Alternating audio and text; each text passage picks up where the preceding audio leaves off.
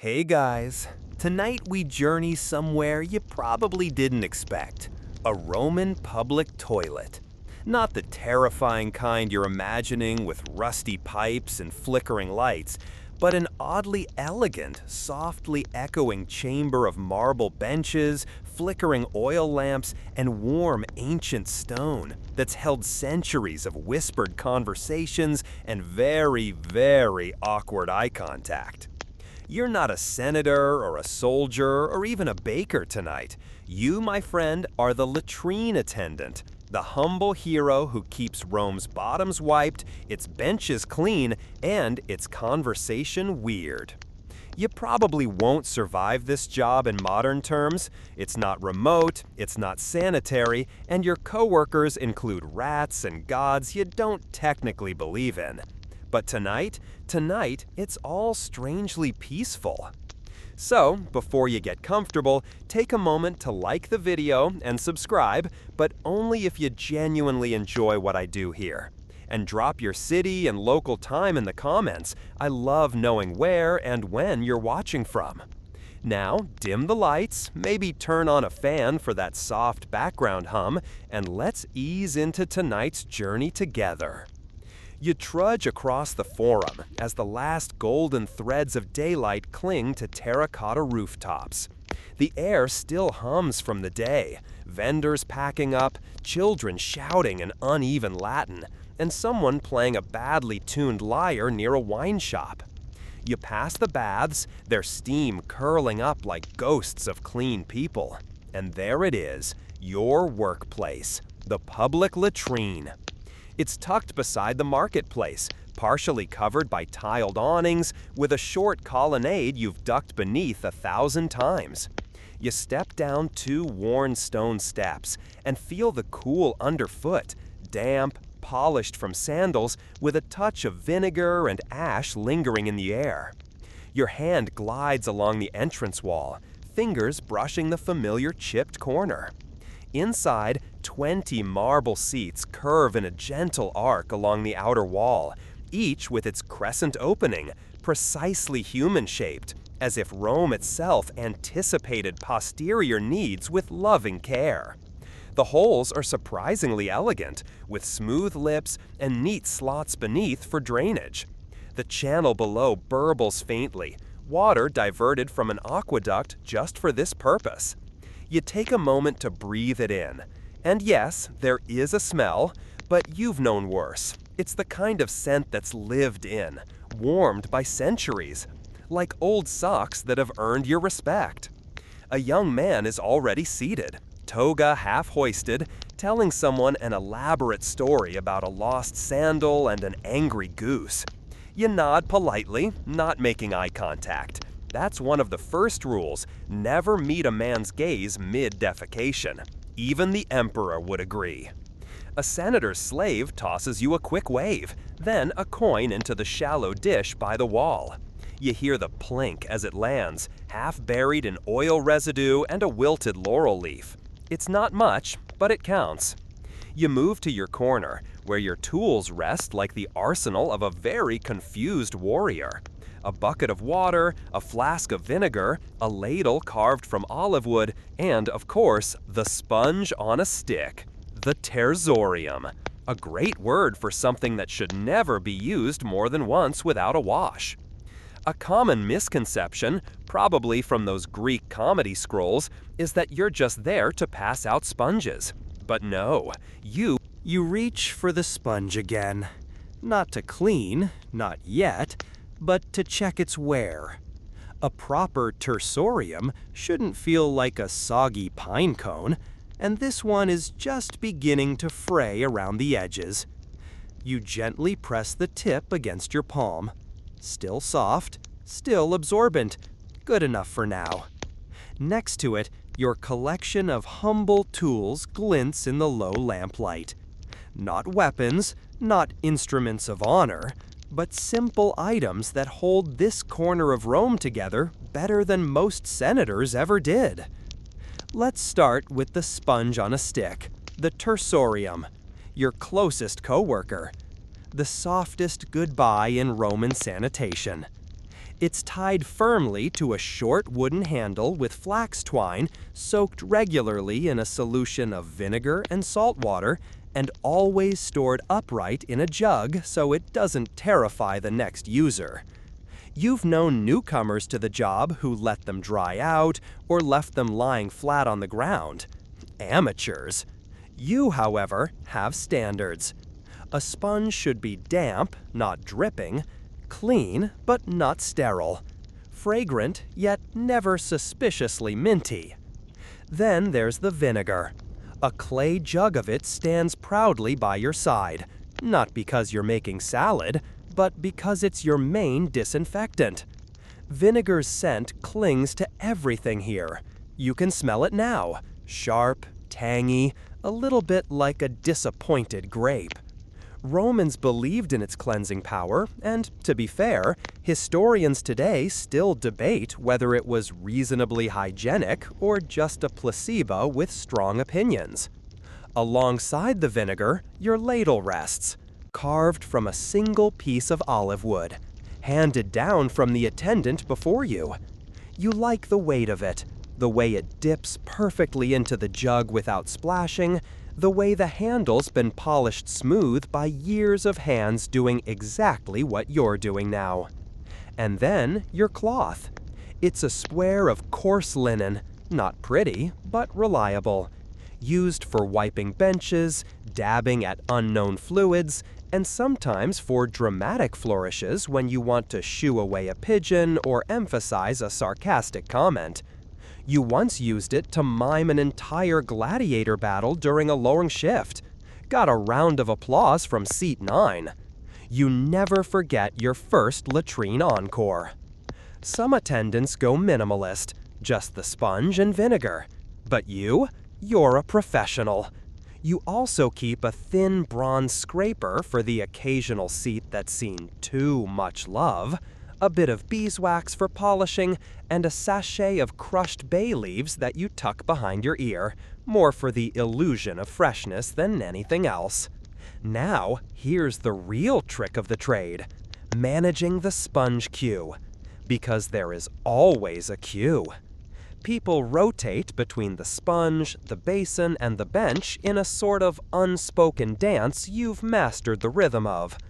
One sponge per use, then rinse, dip in vinegar, and set back in its slot.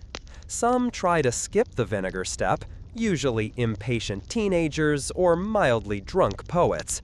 That's when your real tool comes. Your fingers trail along the edge of the nearest marble bench as you make your next round. It's still warm, faintly, like a leftover sunbeam. That's one of the small comforts of this job, the kind of thing no senator ever thinks about. A seat just vacated, not yet cold. Even in a city of grandeur and conquest, it's these details that stay with you. But with comfort comes draft. You shuffle carefully down the row, mindful of slick patches, and glance up at the open arches along the walls. Roman public latrines weren't sealed boxes like modern ones. They breathed. The design allowed for natural airflow, which, sure, kept the smell from building up like a bad mood, but it also meant you were always one gust away from a toga malfunction. You've seen more wardrobe malfunctions than an amphitheater full of bored tailors. It's why you've taken to checking each draft channel as part of your shift. There's a subtle art to airflow. Too still, and things become ripe. Too breezy, and suddenly half your patrons are clutching their hems like startled bridesmaids.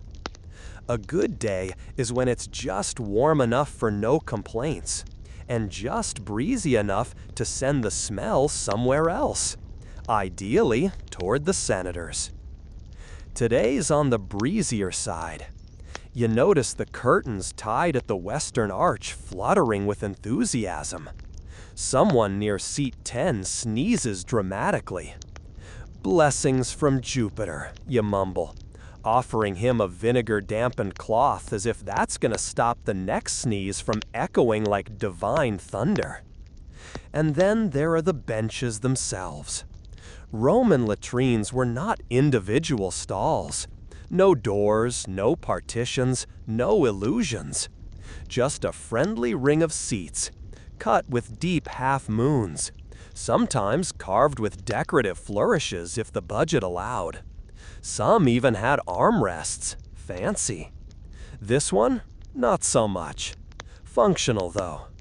The marble is cool in the mornings, warm by mid-afternoon, and oddly comforting at dusk. There's something deeply democratic about the seating arrangement. Every backside is equal here. Still, not all seats are created equal. Seat 12 has a wobble. It's had it for months, and you've wedged a bit of pottery shard underneath to stabilize it. Seat 5 leans too close to the water channel. There's a splashing risk. You always warn newcomers about that. You point with your ladle and say, "Avoid the splash zone." It's funnier the first 20 times. The vents overhead, framed with decorative brickwork, let in enough daylight to work by until the oil lamps take over. Light bounces off the white marble, giving the place a sort of dim glow that feels almost reverent, like a temple to bodily release. You chuckle at the thought. "Temple of Tush," you whisper under your breath. That's definitely not going on an inscription. You pause to refill the vinegar basin, humming a tune passed down from the old attendant who trained you. He claimed it kept away evil spirits. Or possibly cats. He was hard to understand, had a mouthful of missing teeth and opinions about the emperor's nose. You settle back on your stool as the murmur of conversation rises like warm steam from the benches.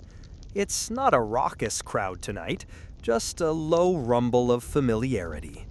The kind of chatter you hear at barbershops, bakeries, and occasionally at funerals where someone brought too much wine.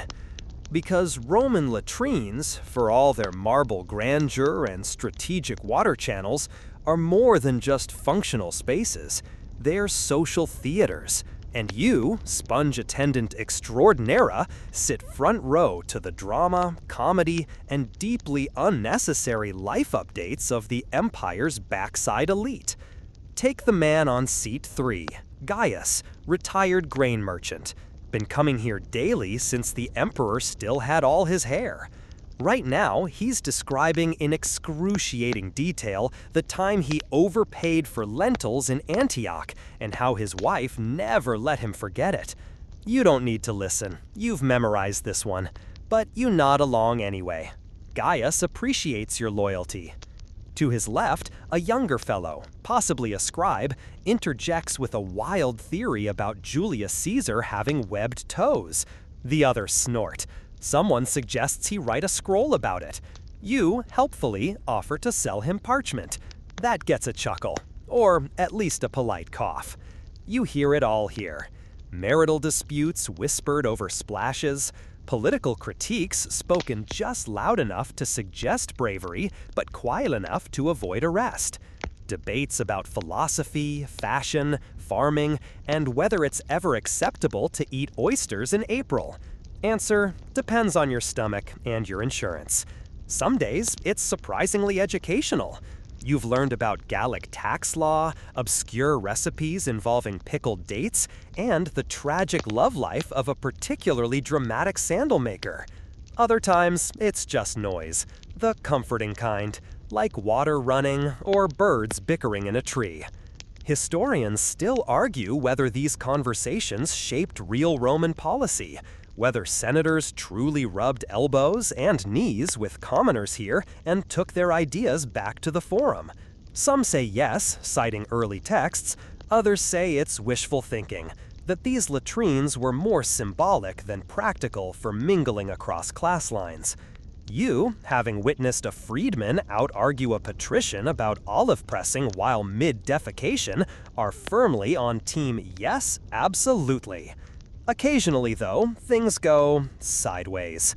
There's the man who always hums, loudly, off-key.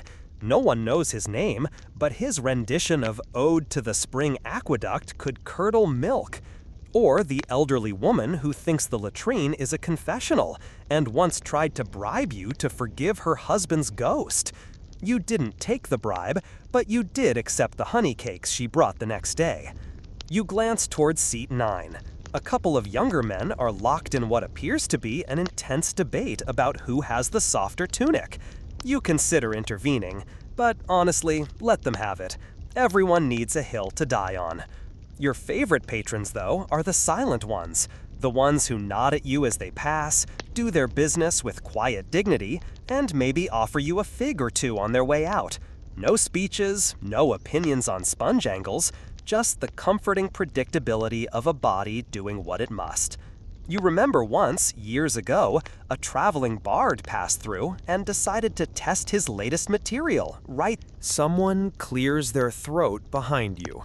Not in the dramatic, attention-seeking kind of way, but with the soft urgency of a man in need of a sponge. You pivot instinctively, already reaching for the freshly rinsed tersorium, still damp from its dip in the vinegar basin. There's a kind of choreography here, one that's mostly invisible unless you know what to look for. A system. Not quite a cue, because Romans weren't British, but something close. You manage it like a conductor with only one instrument: timing. You hand over the sponge on a stick with a neutral expression, giving no indication that this is the third time today this particular gentleman has required your services. Either he's got a nervous gut, or he just really enjoys your company. He dips the sponge again, good form, and shuffles toward his chosen seat. You return the empty basin to its ledge, where a gentle stream of water trickles down from the wall, a gift from one of Rome's many aqueducts. Just enough to rinse, not enough to splash. It's the little things. Your job tonight, as it is every night, is to keep the line of sponges moving. There are 6 of them in rotation. Each one has a carved initial on its handle, not for sentimental reasons, but so you can remember which one you just cleaned. You learned early on that failing to keep track leads to awkward repetitions, or worse, double dipping.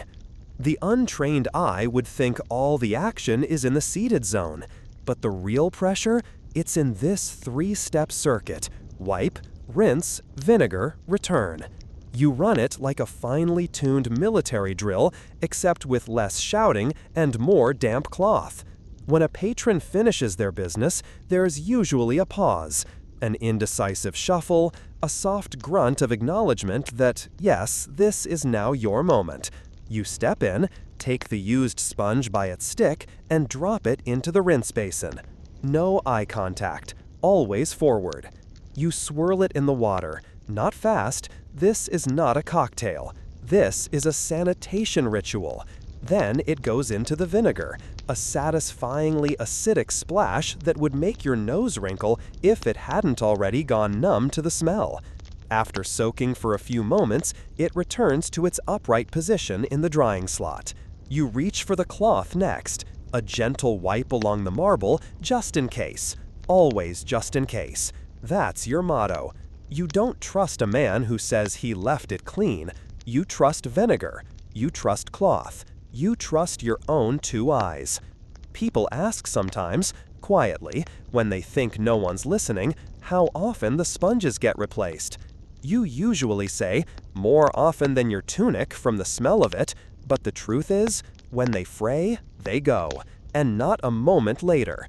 A bad sponge is a betrayal. You keep extras, hidden in a small box beneath your stool, each wrapped in cloth and tied with string. One even has a carved dolphin on the handle, a gift from a local potter who said he couldn't pay his sponge tax but wanted to contribute to the cause. You call it splishy. It's sometime past the midday meal, and the traffic slows to a trickle. You wipe down the last marble seat with a sense of ceremony, clean swipes, practiced pace, And then set your cloth over your shoulder like a togaed chef finishing a banquet. The sunlight shifts slightly through the open slats in the latrine walls, throwing slanted golden beams across the stone floor. You stretch your back with a little pop right between the shoulder blades. That's the spot. A quiet moment like this is rare and always slightly suspicious, like a patrician who suddenly remembers your name. You glance over at the rack of scented oils. Not for you, of course. These are for the elite visitors, those who like to dab a little myrrh behind the ears after doing their business, because apparently one must smell divine at all times. You refill the small dish of rose water, flicking a petal that's gone limp. No one really notices the upkeep, but you. It's one of the small touches that elevates your latrine from just functional to respectably civilized. A low gurgle echoes from the drainage system, followed by a faint slosh. The waste flows away like it's supposed to, down the gently sloped pipes toward the larger sewer channels of Rome. Gravity, engineering, and divine will keep things moving. You whisper a quiet thank you to Cloacina, the goddess of sewers. A little insurance never hurts. There's a scroll on your stool. You keep it nearby for these lulls. An old farce about a baker who accidentally marries his goat. It's not high literature, but it passes the time and doesn't involve sponge logistics, so it's a nice mental break. Just as you're about to settle in for a read, a familiar clink announces the arrival of Fabius, the bread merchant from 3 stalls down. He comes by almost daily, sometimes to do his business, sometimes to test the sponge consistency, as he puts it. You're 93% sure he just likes gossip. "Slow afternoon?" he asks, eyeing the row of empty seats like a tactician surveying a battlefield. "Unless there's a chamber pot emergency I haven't heard about," you say, and gesture to his usual seat. He doesn't sit. Instead, he leans in conspiratorially and says, "Did you hear? Someone tried to flush a bronze coin down at the Forum Baths. Caused a backup." You gasp theatrically. "Flush? A coin?" "I know," he says. "Imagine the clinking." Historians still argue whether coins were ever used as tokens in Roman latrines. Some believe they were thrown in as offerings to Cloacina. Others suggest it was just unfortunate clumsiness. But you and Fabius agree. Never mix money and muck. Bad luck. Worse plumbing. He finally takes a seat, and you move into your usual rhythm. Offer sponge, retrieve used one, vinegar dip, gentle swirl. "What's the gossip on seat 7? He asks. Seat 7. The notorious one. Slightly off-center, has a habit of echoing oddly when someone's too hasty. You lean in with your best faux gravitas voice. Seat 7 saw a poet. A few minutes later, the little girl finishes her business, gives you a shy thank you, and disappears behind the curtain like a stage performer exiting left. You make a mental note. Seat 5 needs a refluff. That one always does after small feet swing rather than touch the ground. You're mid-sponge dip when an unmistakable shuffle scrape announces an old regular, Gaius, the retired legionary. He always limps a little, swears under his breath even when he's in a good mood, and greets the sponge bucket like it owes him money. "Still alive, Gaius?" you ask, not looking up. "Barely," he grumbles, thumping onto seat 2 like a sack of disgruntled sand. "Back's acting up again." "Must be the weather," you offer. "Must be the empire," he counters. "Too many taxes, not enough beans." This is your routine. He rants, you listen, occasionally refill the vinegar, and ensure his sponge is the softer one. He's got delicate tastes under that grizzled exterior. You hand him the preferred sponge, and he nods, appreciative but wordless. That's his version of a thank you. While he's occupied, you lean back and let your mind wander. Rome is quieting down outside. The heat of the day has passed, and with it, most of the crowd. There's something lovely about these moments. You can hear distant footsteps, the gentle splash of water from a fountain, a pair of doves cooing lazily on the tiled roof above. And then, your peace is broken, not by a customer, but by the cart. You know it by sound before you see it. One rickety wheel, one squeaky axle, and the faint clinking of, yes, urine jars. The collection boy comes around once a day to gather amphorae of stale urine from the latrine's separate alcove. Collected, sold, and used by fullers to clean togas. Don't ask how. Just know that clean togas smell faintly of ammonia and moral compromise. The boy, maybe 12, pokes his head in. "You got the batch ready?" he chirps, far too chipper for someone handling fermented pee.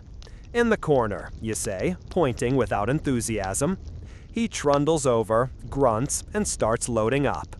Historians still argue whether this was a profitable side hustle or just punishment disguised as enterprise. Either way, you're not the one pulling jars up slippery alleys, so you offer him a nod of pity and get back to your vinegar. Gaius stands up with a groan. "Feel 10 years younger," he mutters, adjusting his tunic. "Does that make you 65 again?" you quip. He gives you the side eye of a man deciding whether to laugh or throw a sandal. "Watch it, sponge jockey." And then he's off, limping but lighter. You'll see him tomorrow. You always do. You return to your stool, watching as the collection boy finally disappears, cart in tow. The last clink fades. You exhale slowly, gaze drifting across your little domain. There's a warmth to the stone now, sun-kissed and humming gently with the day's energy. Time for your inspection round. Seat 1, no residue, sponge in place. Seat 2, still warm, thank you Gaius, sponge replaced. Seat 3, the smudge is back. You stare at it for a moment. You could scrub again, or you could surrender. Today, you surrender. Seat 3 wins. You wake before dawn, as usual. Not because you're particularly virtuous or excited about sponge logistics, but because Rome starts moving early, and your peace is best enjoyed in the pre-crowd hush. You slip into the latrine through the side entrance, a quiet little archway that only you and a few rats know about. The air inside is cool and still, the marble benches damp with dew, like everything has exhaled overnight. There's a ritual to your mornings. First, the basin. Lavender gets a generous swirl. The scent rises like a sleepy yawn. You light the incense. Carefully, no divine retribution today, thank you. And check each seat. Seat 3 has done it again. Somehow, even while empty, it's managed to accumulate grime. You crouch, sighing, and scrub with practiced resignation.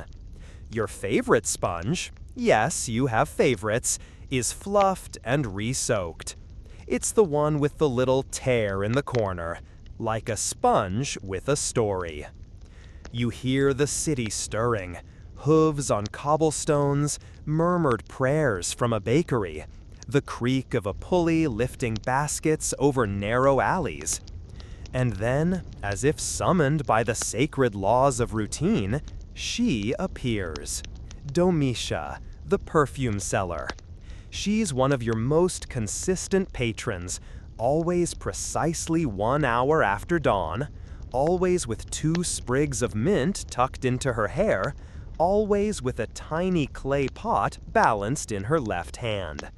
She enters like a priestess attending temple rites. "Good morning," she says, in a voice like sunlight filtered through silk. Lavender or rosemary, you reply. Surprise me. You hand her the sponge without a word. She smiles and steps into the alcove. And just like that, your humble latrine becomes a spa. Domitia doesn't talk much, but once she told you that this was the only place in the city where she could breathe. You don't know exactly what that means, but you nodded as if you did, and in a way, maybe you do. The sponge bucket steams faintly now in the warming light. You fan it, then check the oil supply. And that's when trouble enters, on two very clean feet. It's a privatus inspectus sanitatis, a private sanitation auditor. His tunic is too crisp, his scrolls are too long, his sandals haven't touched real dirt in months. And worst of all, he has that expression, the bureaucratic frown of someone who believes perfection is one papyrus form away. Are you the latrine custodian? He asks, already judging your toga's fold pattern. You straighten. I prefer steward of tranquility, but yes. He ignores the joke. I'm here for a routine quality inspection. You'll receive a rating based on odor, organization, sponge conditions, and compliance with Emperor Vespasian's hygiene mandates. Lovely, you mutter. Shall I light the ceremonial sponge? He doesn't laugh. Of course he doesn't. He begins his round like a hawk pecking his way through a formal dinner. He sniffs, he scratches at stone, he checks the vinegar acidity with a small strip of something that looks like a sacrificial goat tongue. Seat 3 appears smudged, he says, writing a mark on his scroll. You knew it. You knew it. Seat 3 always appears smudged, you reply. It's philosophical, really.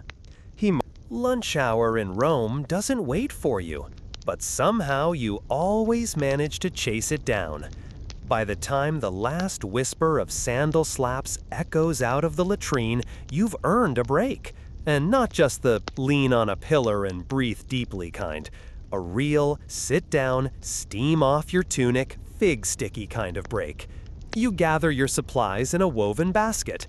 A bowl of lentil stew, some bread with the crust so tough it could legally be considered armor, a bruised pear, and your secret indulgence, a single honeyed date wrapped in fig leaves, smuggled from your neighbor's stand this morning when she wasn't looking. You'll leave a coin later, probably. You step out back, behind the stone wall where the light shifts dappled through fig trees. The air smells like damp clay, warm leaves, and the faint, lingering hint of incense from inside. It's quiet back here, except for the occasional coo of a pigeon and the creak of an old clothesline. And then you hear it. Psst! You turn. Oi, says Gaius, another latrine attendant from the next district over, perched on the wall like a judgmental gargoyle. Thought I'd missed you. He jumps down, brushing off his tunic, and plops beside you like it's his spot. It's not, but you've stopped arguing with him about that. Any hauntings yet? He asks, slurping from his own dented flask. Last night, mine had a stool screech on its own. You raise an eyebrow? Did you check for rats? Of course I checked for rats. What do you take me for? It was a ghost, a classy one. Wore sandals, I think. Historians still argue whether latrines were haunted or just acoustically cursed, you mutter, dipping your bread into your stew. Gaius grins. Exactly! Properly echoey. That's culture, that is. The two of you eat in comfortable silence for a while, the kind that comes from shared burdens and mutual respect for the art of removing ancient grime. Your lentil stew is fine, more warm than flavorful. There's a thyme sprig floating on top that's working overtime to convince your taste buds it's gourmet, but it's nourishing, and the bread makes for excellent stew sponges. Met the new inspector yet? You ask, between bites. Ugh, that tunic primping scroll waver, Gaia snorts. He told me my sponge vat was emotionally turbulent. You nearly choke on your fig. He grins. I told him it was a reflection of the Roman spirit. Did it work? He gave me a C+. Back in the latrine, the midday lull stretches on. You return, belly full, limbs loose, just in time to find someone's left a half-eaten apple on seat 4. You remove it with the grace of a weary ballerina and place it in the mystery trash jar, also known as the jar you pretend not to open again later when you're snack desperate. You polish the seats again, habitual now. The marble grows warmer by the hour. You keep an eye on the vinegar bucket, the oil level, and the sponge rotation. Yes, you have a whole system. Purple dots for fresh, red dots for drying. Someone once asked if you ever get tired of the repetition, but there's comfort in routine, especially when your job involves strangers', let's say, contributions. You light a fresh incense stick, a blend of laurel and bay leaf today. It doesn't mask everything, but it softens the edges. That's when a delivery... The sun dips lower, slipping through the narrow gaps in the courtyard wall, turning everything a sleepy shade of amber. You can feel the marble beneath your sandals beginning to cool, always the first sign that evening isn't far off. The city never truly sleeps, but this is the quietest Rome gets, which makes it the perfect time for sponge rotation. You open the covered vat near the bench marked clean, one of your more elegant solutions if you do say so yourself, and gently swirl the long-handled sticks inside. Vinegar and rose water waft up, tickling your nose like a florist with boundary issues. The sponges bob obediently, ready for duty. You lift them one by one, squeezing, inspecting, replacing with the efficiency of a man who's handled more porous objects than any soul should in one lifetime. Historians still argue whether Romans truly shared the same sponge on a stick communally, or whether each person brought their own and swapped them out. You've seen both. Some citizens bring private sponges, bougie little things, knotted with gold thread and citrus oil. Others shrug, grab the nearest one, and carry on. You hang the clean sponges on a horizontal rack, spaced just far enough to avoid accidental drip contact. Hygiene may be primitive, but your standards are high. Rome might crumble one day, but your sponge rack? Eternal. Then comes the evening crowd. Not large, not loud, more like ghosts wearing sandals. Shopkeepers closing up, one or two tired bathhouse assistants, even a poet who always carries a scroll but never seems to write anything on it. He just sits, hums, and mutters phrases like, "Ode to an overused sponge." You've stopped asking. Tonight he brings a turnip. Offering, he explains, setting it on the Clocina shrine. Right, you say, sweeping around his feet. Another man walks in and attempts to light a pipe. No fire, you say automatically. But I'm near the wall, he protests. Do you want me to list the flammable materials in here? He snuffs the flame with a sigh. You're no fun. You're sitting above a vat of fermented sponge vinegar. Trust me, I'm a laugh riot. He chuckles despite himself. A small victory. Back in the corner, someone's left a little sketch. Charcoal on the wall. 2 dolphins leaping over a stylized sponge. It's oddly elegant. You consider leaving a comment beside it. Maybe a small 10 out of 10 sponge form. You resist. Art needs mystery. A woman enters, not unheard of, though uncommon at this hour. She's older, wrapped in a simple stola with a slight limp. She walks slowly, like each step negotiates peace with the earth. She nods at you. You nod back. Do you have any lavender vinegar? She asks. You do, tucked away in the back for sensitive skin. You fetch it wordlessly, pour a ladle's worth into a small bowl, and place it on a flat stone near her bench. Bless you, she says. You incline your head. It's these small acts, you realize, that make the work sacred. Not the scrubbing, not the lifting, not even the heroic sponge drying, but the tiny, almost invisible kindnesses you extend throughout your day. She leaves behind a sprig of rosemary. For memory, tradition, or just scent, you're not sure. Morning in Rome doesn't arrive. It ambushes you. Before the sun even spills across the mosaic floors, you're already awake. The gentle pre-dawn breeze slipping through the arches of the latrine like a whisper. The city outside begins to stir, not with shouts or carts yet, but with that particular energy that says, "Get ready, the chaos is stretching." You stretch too, cracking your back with a wince that earns a sympathetic squeak from a nearby rat. It's your unofficial coworker, a chubby little guy you've nicknamed Pliny the Whiskered.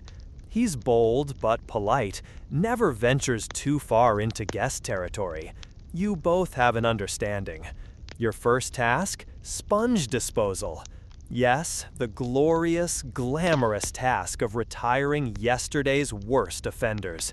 You pluck the most offensively worn ones from the clean rack, frayed edges, flattened heads, suspicious discolorations. Into the discard pit they go, where they'll break down or get stolen by desperate street performers. There's a guy who once turned 5 of them into a puppet show. You never looked at him the same again. As you replace them with fresh sponges, still springy, still unsullied, you hum a little tune. Something you picked up from a bathhouse musician. It makes the work lighter, even sacred, in a weirdly spongy way. Historians still argue whether sponges were considered personal or communal property. You say aloud, mock seriously, like you're lecturing a tour group. But let's be honest, after about 5 minutes in this place, ownership becomes a fuzzy concept. It's a quieter time now, before the bakery smells invade the streets and before merchants shout each other hoarse. Just you, the echoes, and the rhythmic splash of fresh vinegar into the vat. You light a bit of dried sage near the entrance. It's not standard, but your mother swore by it for warding off bad luck. Or bad smells.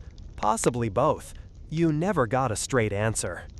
Around this hour, you perform your lesser-known duty, graffiti interpretation. Yes, public latrines double as Rome's most informal libraries. Travelers, philosophers, drunks, they all leave their mark. You've learned to spot the trends. This week's theme? Love complaints. One scratchy scrawl reads, Julius loves Livia. Livia loves fish more. Another, don't trust a man who offers figs after dusk. And your personal favorite? Pooping next to a senator. Truly humbling. You chuckle, rubbing at a particularly explicit drawing until it's just vague enough to pass inspection. Artistic freedom has its limits. The latrine receives its first visitor, a baker, arms dusted with flour. He's here like clockwork, every morning before his ovens get hot. You're really, you murmur. Had a dream someone stole my sourdough starter. You've clearly been through something traumatic. He laughs, grabs a sponge, and settles in like a man catching up with an old friend. He's followed by an older soldier, limping, scowling, smelling faintly of leather and regret. You hand him the smooth-handled stick you save for regulars. The familiarity earns you a rare grunt of approval. It's strange how comforting the rituals become. Every day, same steps, same sequence. Replace, rinse, sweep, nod, check graffiti, light incense. It's a dance. And you're the tired but graceful lead. Halfway through your sweeping, you discover an offering left beside the Cloaciana shrine. A small carved figurine of a dolphin, just like the wall graffiti. You blink. That's new and beautifully made. Polished stone, etched eyes. You know things are about to get interesting when someone walks in wearing way too much gold for a place with no roof. The sandals give it away first. Too clean, too soft, definitely imported. Then the perfume hits, a cloud of citrus and cinnamon, strong enough to suggest either wealth or paranoia, possibly both. It's a wealthy tourist, a Greek one, judging by the dramatic sigh he lets out before choosing a seat near the exit. You give him a nod, professional courtesy, and resume rinsing out a sponge in the vinegar basin. He watches you with polite horror, like you're handling a live eel.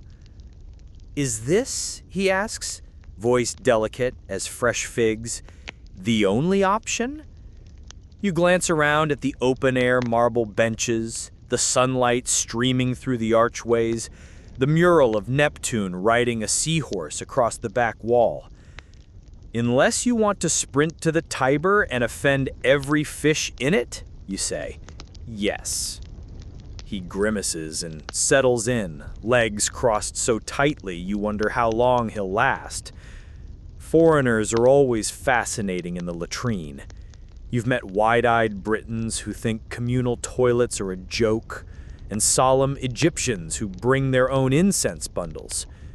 One man from the Far East tried to tip me in salt. I was flattered but confused. Historians still argue whether Romans viewed these latrines as a civic duty or a public spectacle. Personally, I think they just like to chat with their pants down. By mid-morning, the parade of visitors picks up. A Germanic mercenary with biceps like amphorae grunts hello and claims his favorite seat. I've seen him flatten an entire fig pie in 2 bites and heard him hum lullabies to his sword. He nods at me, I nod back. Mutual respect. Then comes the noblewoman. Always a production. It's early again. Mist still curls off the tiles, and you're doing what every Roman latrine attendant does at sunrise, tracing graffiti. Your fingers follow the grooves etched into the stone, a mix of amateur doodles and surprisingly elegant lettering. One reads, "I came, I sat, I conquered." Classic. A little overdone, but timeless. You chuckle softly. Right next to it, someone scratched a crude figure, stick arms, a very exaggerated backside, and the phrase, "Flavia was here. Sorry." You're not sure what she was sorry for, but the apology somehow makes it worse. Historians still argue whether graffiti like this was tolerated, ignored, or quietly scrubbed away by embarrassed officials. You murmur to yourself, gently polishing around the edges of an especially racy drawing involving 2 senators and what might be a goat. I say, if they really cared, they wouldn't have left us the wall space. You've become an aficionado of bathroom inscriptions. They're everywhere in this place. The back wall behind seat 8 is practically a novel. There's political commentary, death to corrupt grain sellers, relationship drama. Julia, I still love you even though you left me for a baker, and good old-fashioned name-calling. Gaius smells like donkey farts. That last one, you're pretty sure Gaius wrote it himself to be funny. He has that kind of humor. Today, you've brought your sponge rod, a handful of crushed charcoal, and a personal favorite, your own secret addition. In a tucked-away alcove behind the utility bench, you've carved something subtle. Even the gods must go. You smirk at it now. Not your best work, but it's honest. As you work, more visitors filter in, and the gossip starts up like birdsong. Did you hear they're raising the price of garum again? My cousin saw a sea serpent at the docks. I swear I heard Emperor Claudius talk in his sleep. You absorb it all. Every whisper, every wild theory. You're like the city's living, breathing inbox. And the graffiti? It's your inbox history. There's a particular corner of the latrine where things get especially poetic. A young man, always in blue, comes around once a week with a stylus and composes little verses while he sits. He's left gems like, "Here flows water, there flows thought. My stomach churns, but wisdom's caught." It's oddly moving, considering the acoustics. A child walks in with her mother, tugs on your tunic and asks, "Did people write these stories to make the gods laugh?" You kneel slightly, smile, maybe, or to remember they were here, even just for a moment. She nods solemnly, then immediately points to a crude sketch of what appears to be a centaur doing squats. "What's he doing?" I clear my throat. "Exercise." Graffiti, for all its chaos, is a strange kind of immortality. These latrines were never meant to last forever, but somehow people's scratches in the stone outlive the emperors who built the roads. And the jokes? Oh, the jokes. Romans loved toilet humor. Sophisticated plumbing, yes, but also deeply immature scribbles. One popular gag is to draw a sponge on a stick and label it Senator X's Wisdom. Another features two amphores arguing, one shouting, "I'm full of it," while the other replies, "Not as much as you." You sometimes wonder if a future archaeologist will stumble across these walls and Evening slips in like warm oil across stone, and with it comes your least favorite shift, the night watch. You've drawn the short straw again, or maybe the supervisor just really enjoys watching you grumble.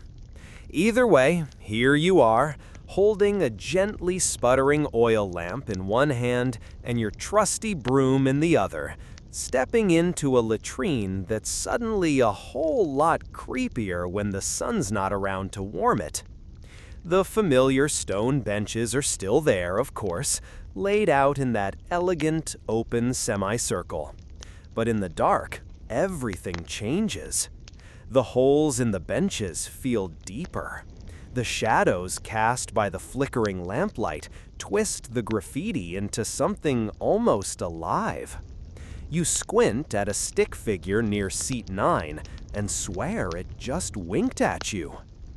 Historians still argue whether Roman latrines were truly used at night, you whisper aloud to yourself, maybe for comfort, maybe just to keep your ears busy. Or if it was all just left to the brave, the drunk, and the desperately urgent. Tonight, it seems to be all three.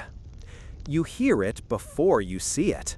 The clattering footsteps of someone sprinting across the cobblestones.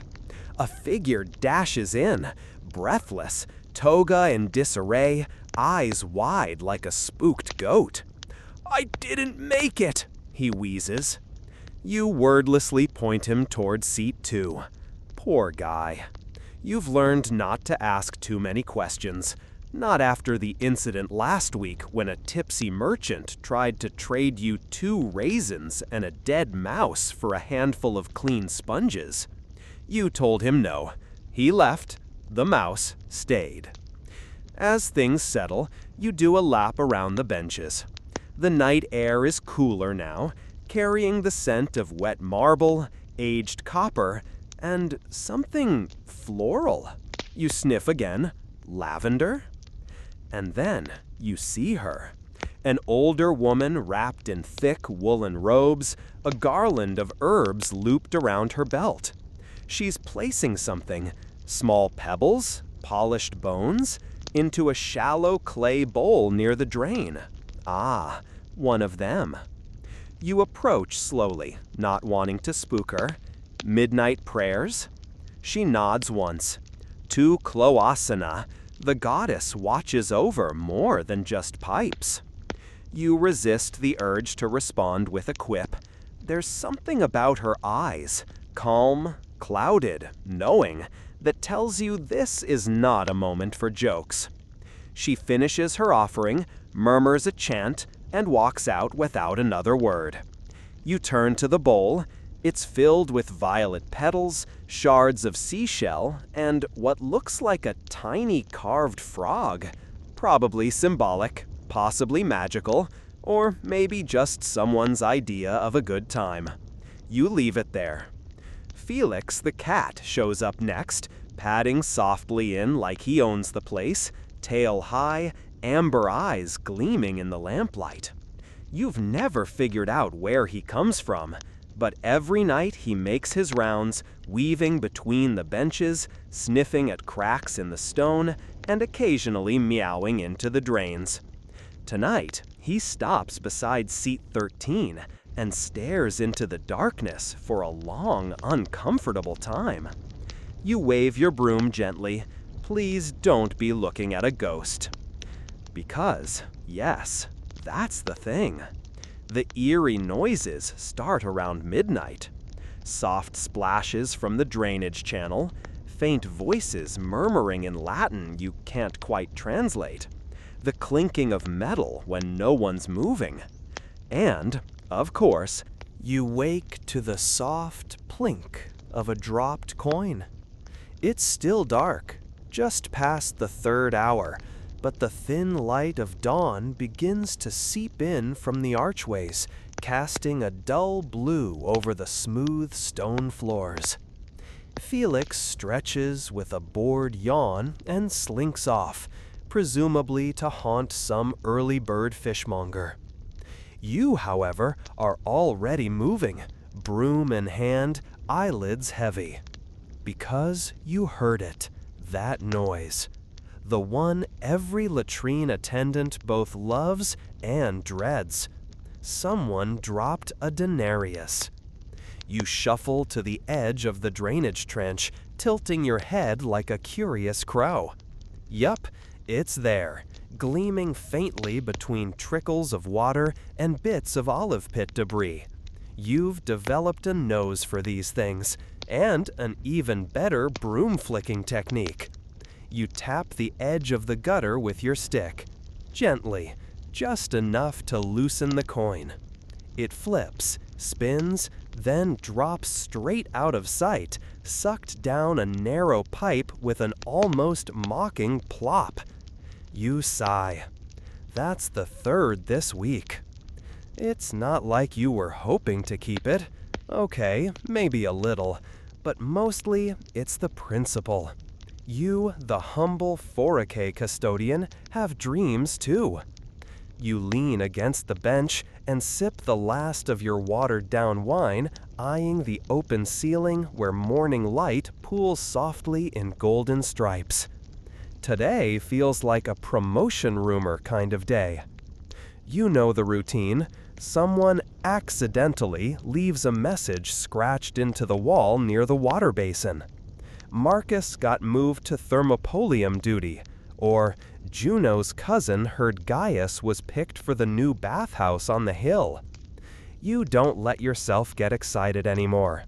The last time you believed the hype, you showed up in your cleanest tunic, ready for a surprise inspection. Turned out it was just a nobleman's pet monkey scribbling with charcoal. Still, you allow yourself a little daydream. Thermopolium duty, running one of those street-side snack counters, smelling like chickpeas instead of vinegar, serving mulled wine and honey cakes to tipsy senator sons, maybe even wearing shoes that match. Historians still argue whether latrine workers had any real mobility, you mutter as you sponge down the benches. But let's be honest, probably not. You don't mean it with bitterness, just honesty. Your job is steady at least, regular, if you'll pardon the pun. You hum as you go, tapping a tune against the stone. Your sponge swishes a gentle rhythm, the sound surprisingly soothing. After all, people talk about the roar of the Colosseum or the laughter in the baths, but very few understand the ASMR beauty of a properly wrung-out terrasorium. Across the way, an early customer settles in with a tired groan. He offers a sleepy wave. You nod, handing him a clean stick like a priest passing an offering. This is sacred work, in a way, quiet, necessary, and occasionally hilarious. Take yesterday, for example. A senator's nephew burst in with a look of sheer panic, tripped over the cat, and face-planted directly into the water trench. He stood up sopping wet, too embarrassed to speak, and then tried to bribe you into pretending it never happened, with grapes. Not wine, not coins, grapes. You gave him the good. The sponge buckets are rinsed, the incense has burned down to its final curl of smoke, and most of the benches now sit empty, cool and faintly damp. You take one last slow lap around the Foraya, not in a hurry, never in a hurry, and not even because anything needs doing. It's just your ritual now. One final loop before you lock up the weirdest little slice of civilization you've ever known. Felix trots at your heels like a tiny, judgmental lion, tail high. He's not limping anymore, probably faked it for sympathy, that furry con artist, and he now pauses by the door, waiting for you to catch up. Outside, the city's winding down. You hear the lazy clack of dice in a nearby alley. A tunic flaps on a balcony, drying in the still warm dusk. Somewhere, someone drops a whole amphora and swears in poetic iams. It's the kind of chaos that's oddly soothing. Rome, unwinding at its own eccentric pace. You glance back one last time. The marble glows softly, kissed by twilight. The scent of old citrus peel and damp limestone lingers, a kind of strange comfort now. Like the familiar creak of your favorite chair, if your chair smelled slightly like communal sweat and pine resin. This place, with all its sponges and secrets and spontaneous philosophy, has become yours. Maybe not in name, but in presence, in rhythm. Every flick of the broom, every quiet sponge swap, every odd little confession muttered between stalls. You were there for it.